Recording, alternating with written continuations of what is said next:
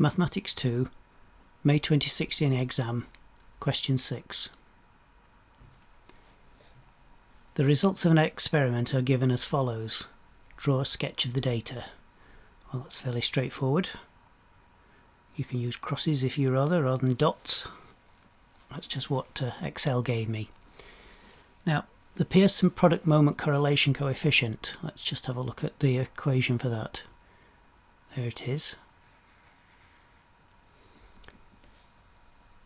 So we need to find the value of sigma x, sigma y, sigma xy, sigma x squared and sigma y squared. In an exam you'd need to do that, but I've done it for you.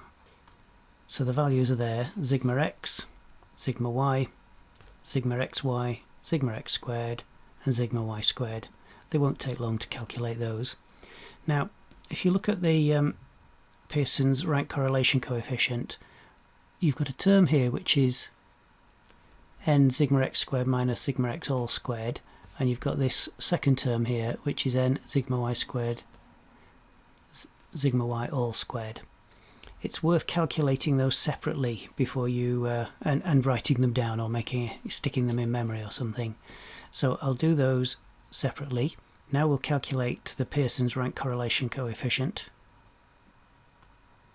which is 0.88.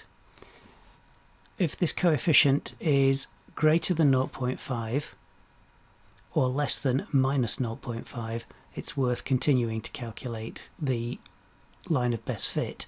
If it's less than 0.5 and greater than minus 0.5, there isn't really a correlation, so it's not worth continuing. In this case it is worth continuing, so we'll find the gradient, which is given by this expression. Notice that the denominator, we've already calculated that, so we put the numbers in and we get the gradient to be 1.67. and for the y-intercept, again, look at the denominator, we've already calculated it, so we'll put that value in.